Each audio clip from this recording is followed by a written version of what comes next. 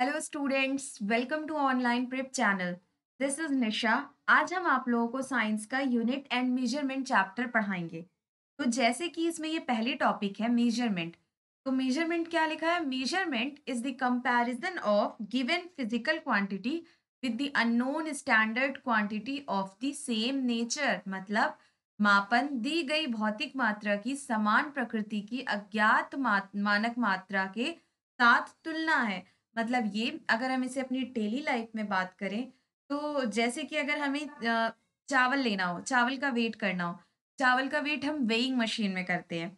जैसे अगर हमें किसी चीज़ की लंबाई नापना हो, तो उसे हम किसी मीटर स्केल या सेंटीमीटर स्केल में नापेंगे।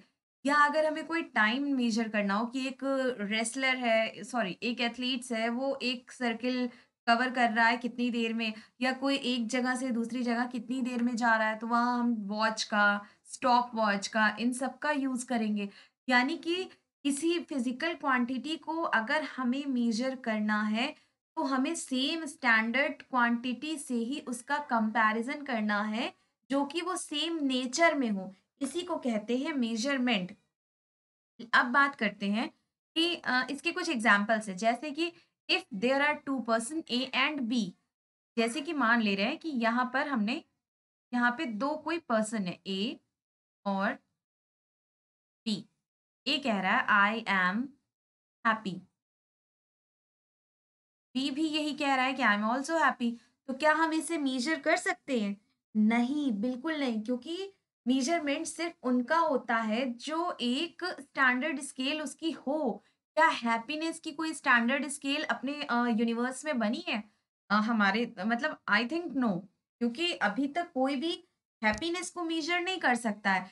तो जैसे कि हम यहाँ लिखा हुआ है कि हैप्पीनेस, सैडनेस, फीलिंग्स यानी कि सुख, दुःख और भावनाएँ, ये सारी चीज़ों को हम मेज़र नहीं कर सकते, क्योंकि इनकी कोई भी स्टैंडर्ड स्केल नहीं बनी है।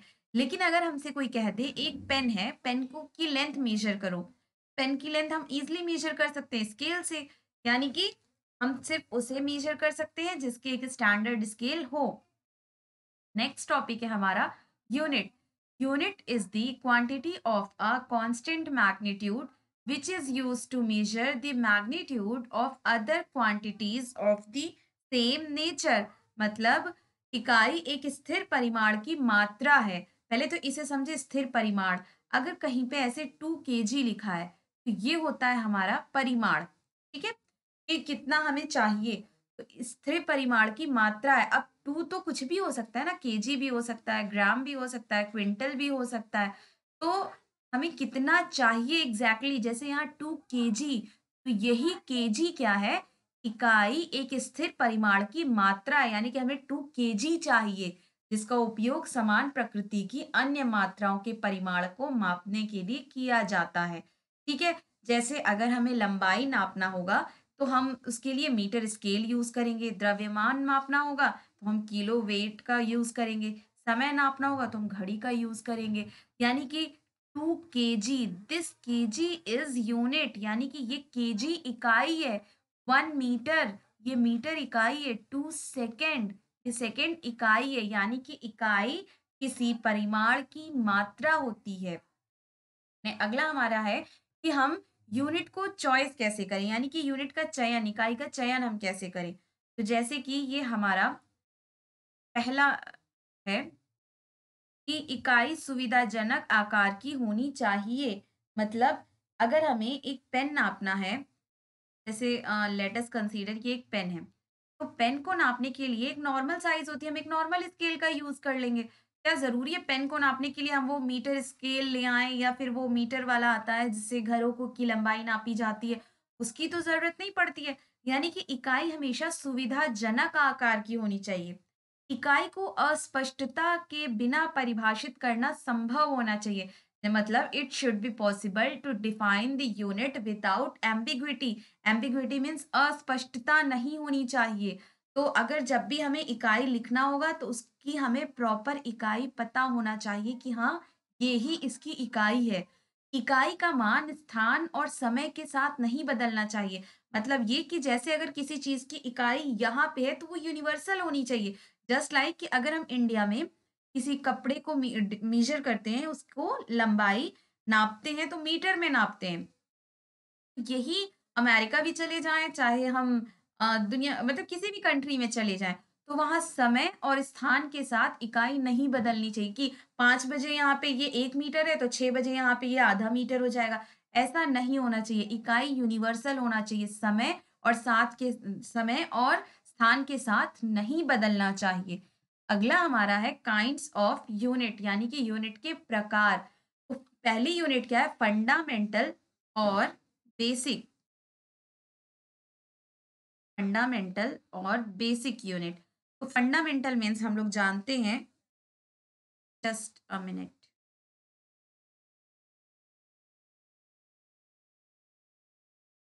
तो पहली हमारी यूनिट है फंडामेंटल और बेसिक यूनिट।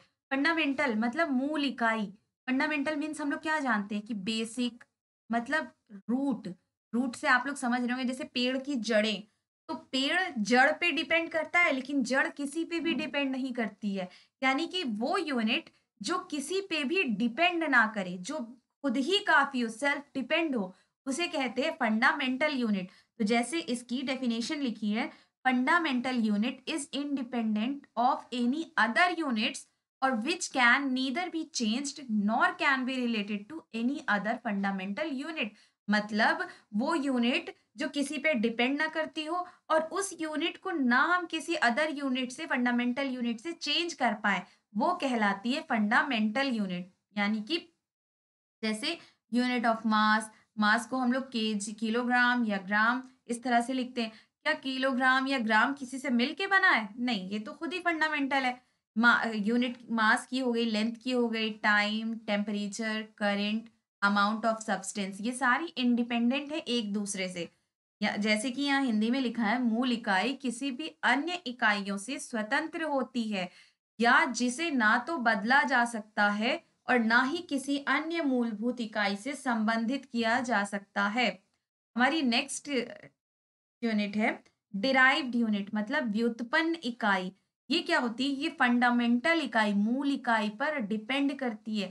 ये दो या दो से ज्यादा मूल इकाई यानी फंडामेंटल यूनिट से मिलकर बनी होती है। जैसे ये पहला एग्जांपल है, area is expressed in a unit. Area का फॉर्मूला हम लोग क्या जानते हैं? लेंथ इनटू ब्रेथ, यानी कि लंबाई गुणे चौड़ाई। तो लंबाई भी हमारी लेंथ ही होती है और चौड़ाई भी हमारी एक लेंथ ही तो होती है। इसको हम लोग क्या लिख सकते हैं? लेंथ स्क्वायर यानी कि मीटर, इसकी यूनिट लिखे तो मीटर स्क्वायर।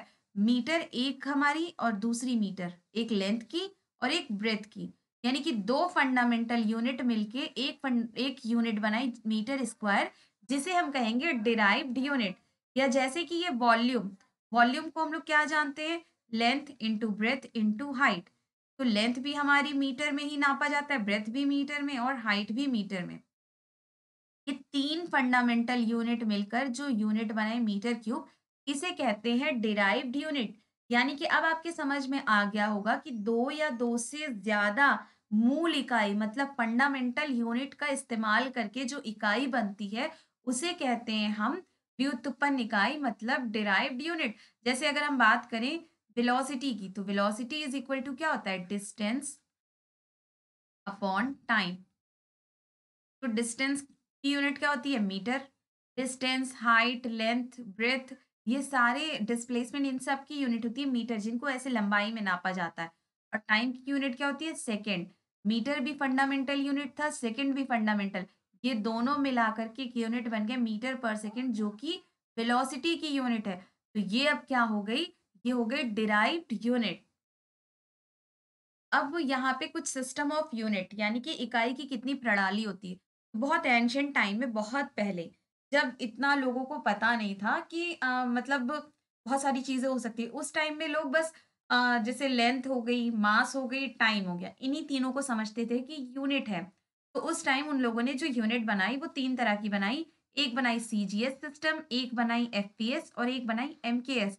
सीजीएस में लेंथ को, लंबाई को हम लोग सेंटीमीटर में और मास को ग्राम में और टाइम को सेकंड में लिखते हैं। एफपीएस में लेंथ को फुट में, मास को पाउंड में और टाइम को सेकंड में। एमकेएस में लेंथ को मीटर में और मास को किलोग्राम में और टाइम को सेकंड में। तो यानी कि बहुत एंशिएंट टाइम में उनको लगता था यही 3 क्वांटिटीज़ होती है जिनको हमें मेज़र करना होता है। लेकिन जब फिज़िक्स की टेक्नोलॉजीज़ बढ़ी, जब लोगों को पता चला कि नहीं-नहीं 3 नहीं और भी चीज़ें हैं जिनको हम लोग मेज़र कर सकते हैं, तो उन्होंने वहाँ से एक एसआई सिस्टम बनाया। यानी कि यहाँ पे लिखा हुआ है उपर्युक्त प्रणालियाँ मतलब जो ऊपर हम लोगों ने यूज़ किया है सिस्टम, अब उपयोग में नहीं है और केवल ऐतिहासिक महत्व की है, यानी कि इसे सिर्फ़ हम पढ़ रहे हैं, ठीक है? अब हम इकाइयों की एसआई प्रणाली का उपयोग करते हैं, जो मैट्रिक प्रणाली का एक विस्तृत और संशोधित संस्करण है। यानी कि एसआई सिस्टम हम लोग इंटरनेशनल सिस्टम भी कहते हैं। तो उसमें क्या होता है क्वांटिटी अगर लेंथ है मतलब लंबाई है, तो उसकी यूनिट को हम लोग मीटर में लिखेंगे और उसका सिंबल होता है कैपिटल एम। मास मतलब कोई चीज़ की वेट हमें करना है, तो उसे हम लोग एसआई सिस्टम में किलोग्राम लिखेंगे और सिंबल उसका केजी है। टाइम को हम लोग यूनिट सेकंड में लिखेंगे और सिंबल कैपिटल एस। टेम्परेचर अगर मेज़र करना होगा तो एसआई सिस्टम में उसकी यूनिट केल्विन होगी और symbol capital K. Luminous intensity को अगर मेज़र करना होगा तो उसकी यूनिट कैंडेला होगी and symbol C capital C and small D. Electric current यानी विद्युत धारा को अगर हमें मेजर करना होगा एसआई सिस्टम में उसकी यूनिट एम्पियर होगी और symbol capital A. Amount of substance यानी कि पदार्थ की मात्रा उसकी यूनिट होगी मोल और इसको सिंबल में लिखेंगे M O L star. Angle अगर हमें नापना होगा तो उसकी यूनिट होगी रेडियन और सिंबल होगा capital R small D. Solid angle अगर हमें मेजर करना होगा तो उसकी यूनिट होती है स्टेरेडियन और सिंबल होता है S T R D. Angle और सॉलिड एंगल में देखिए फ़र्क क्या होता है। जब हम लोग 2 ऐसे लाइन ड्रॉ करते हैं और ये जो एंगल होती है इसे हम कहते हैं एंगल। लेकिन अगर सॉलिड एंगल की बात करें तो जस्ट लाइक विद आइसक्रीम की कोन होती है, तो ये तो 2D है लेकिन आप 3D में इमेजिन करिए कि आइसक्रीम की कोन है।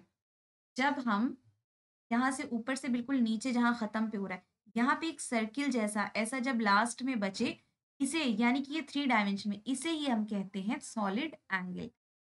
और इसे ही मेज़र करने के लिए यूनिट जो यूज़ करते हैं उसे स्टेरेडियन और सिंबल एसटीआरडी।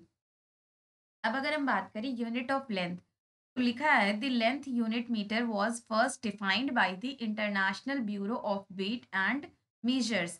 यानी कि पेरिस में 1889 में एक international bureau of weight and measures थे, उन्होंने पहली बार मीटर को लेंथ की यूनिट मीटर को पहली बार डिफाइन किया था। उन्होंने क्या डिफाइन किया था कि distance between two marks drawn on a platinum iridium rod kept at 0 degree Celsius. यानी कि उन्होंने कोई एक ऐसे बॉक्स रहा होगा जो कि 0 डिग्री सेल्सियस पे रहा होगा, वहां पे एक इरिडियम रॉड रखा था। तब वहां पे इरिडियम रॉड के ऊपर 2 मार्क बने होंगे, इन्हीं दोनों मार्क के बीच की डिस्टेंस को मेजर करके कहा कि ये 1 मीटर है। ये पहली बार पेरिस में 1889 में international bureau of weight and measures ने डिफाइन किया था। मीटर की कुछ सब यूनिट है, जैसे कि 1 सेंटीमीटर। तो अगर इसे हमें मीटर में लिखना हो तो 10⁻⁻² मीटर होता है 1 सेंटीमीटर के बराबर। 1 मिलीमीटर होता है 10⁻³ मीटर के बराबर। 1 माइक्रोमीटर या फिर माइक्रोन कहते हैं, ये 10⁻⁻6 मीटर के बराबर होता है। 1 नैनोमीटर 10⁻⁹ मीटर के बराबर होता है। 1 किलोमीटर 10⁻³ मीटर के बराबर होता है और 1 फर्मी 10⁻⁻15 मीटर के बराबर होता है। अब अगर हम बात करें आकाशीय पिंड मतलब हेवनली बॉडीज के बीच की दूरी को नापने के लिए हमें काफी बड़ी बड़ी यूनिट्स की जरूरत पड़ती है। जैसे कि ये पहला है एस्ट्रोनॉमिकल यूनिट, इसको हम लोग capital A dot capital U से डिनोट करते हैं। और 1 astronomical unit is equal to the mean distance between the earth and sun. मान लेते हैं कि ये अर्थ है और ये सन है। अर्थ और सन की जो मीन डिस्टेंस होगी यही कहलाती है 1 एस्ट्रोनॉमिकल यूनिट। इसकी वैल्यू होती है 1.496 इंटू 10⁻11 मीटर। इसे हिंदी में खगोलीय इकाई कहते हैं। अगला है हमारा लाइट ईयर, इसे हम लोग स्मॉल एल वाई से डिनोट करते हैं। जैसे कि लिखा है a light year is distance travelled by light in vacuum in 1 year. यानी कि किसी वैक्यूम में लाइट जितना 1 साल में जाती है, उसे ही कहते हैं 1 लाइट ईयर। 1 लाइट ईयर की जो वैल्यू होती है वो होती है 9.46 into 10 to the power 12 kilometre. अगला है parsec. 1 parsec is the distance from where the semi major axis of orbit earth, that is 1 astronomical unit subtended and angle of 1 second. अब देखिए पारसेक का पूरा नाम जो होता है वो होता है parallax of one 1 minute. Parsec का पूरा नाम होता है पैरेलेक्स ऑफ 1 आर्क सेकेंड। ये लंबाई की सबसे बड़ी यूनिट होती है।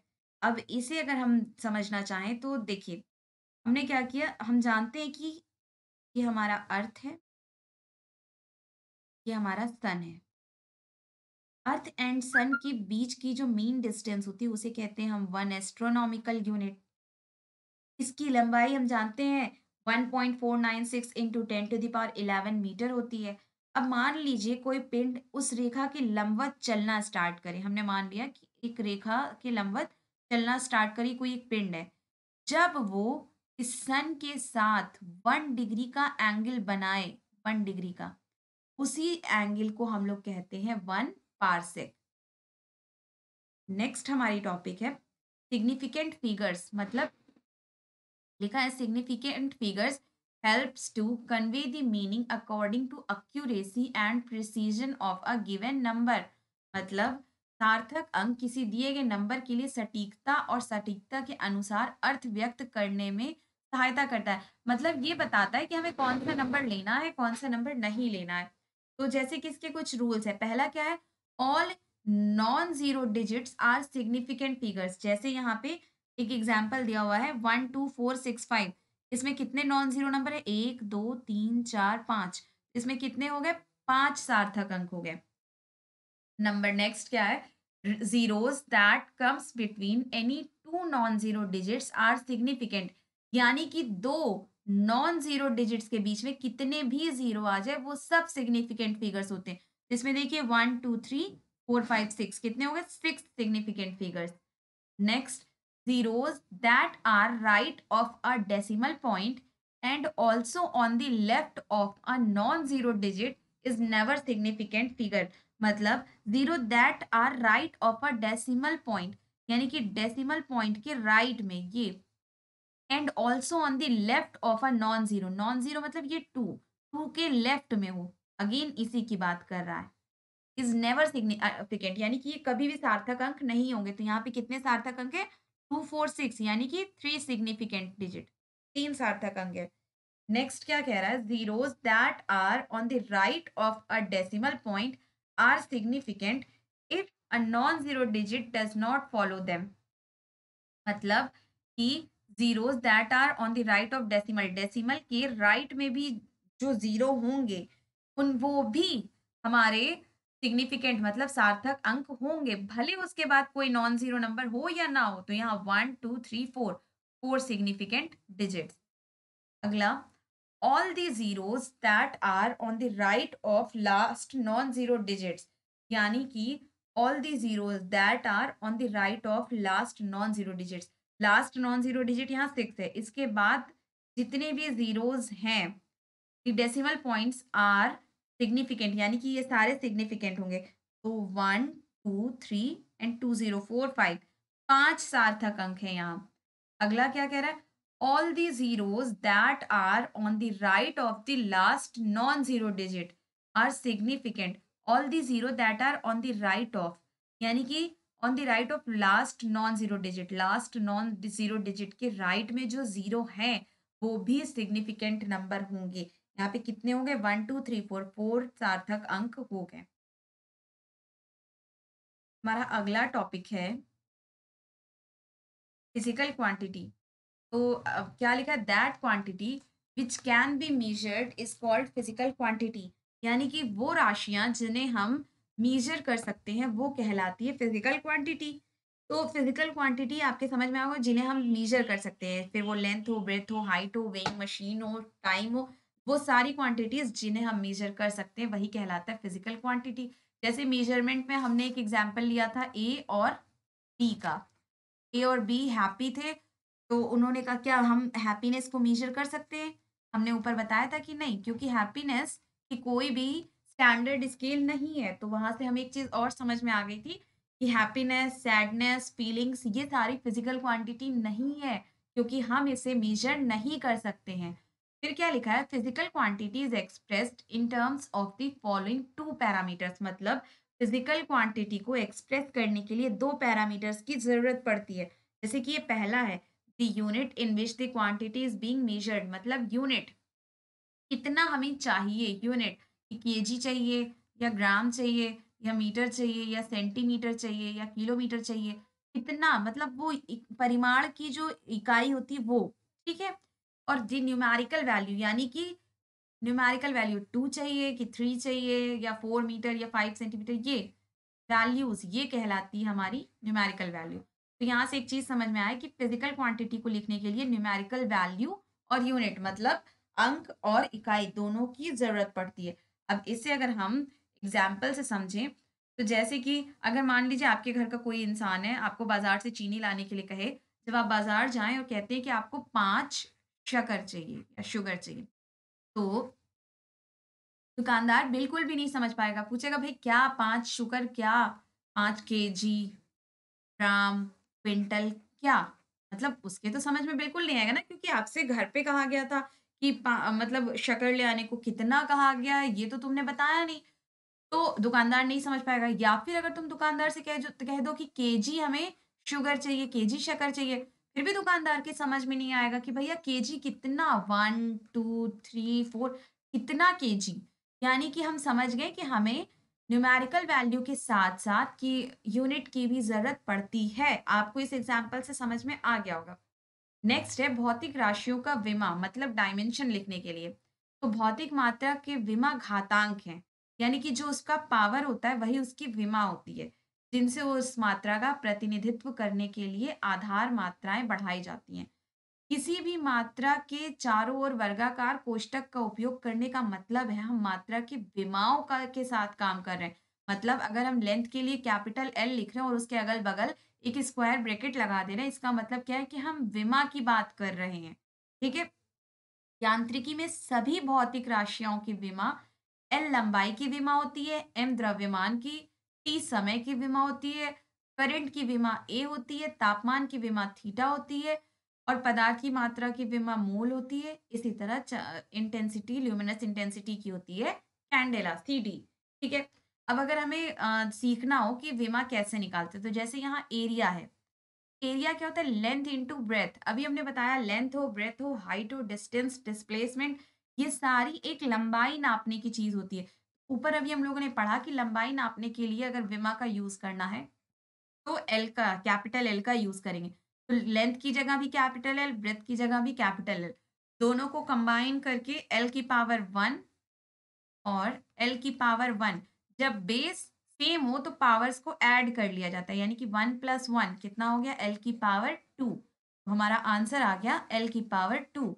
ऐसे ही अगर हम वेलोसिटी की बात करें, तो वेलोसिटी होती है डिस्टेंस अपॉन टाइम। डिस्टेंस को हम लोग लेंथ में मेजर करते हैं, इसकी विमा हो गई कैपिटल एल और स्क्वायर ब्रैकेट, और टाइम के लिए कैपिटल टी। ये जब नीचे से कोई चीज, कोई क्वांटिटी ऊपर जाती है या ऊपर से नीचे आती है, तो उसके पावर्स जो होते हैं उनके साइन चेंज हो जाते हैं।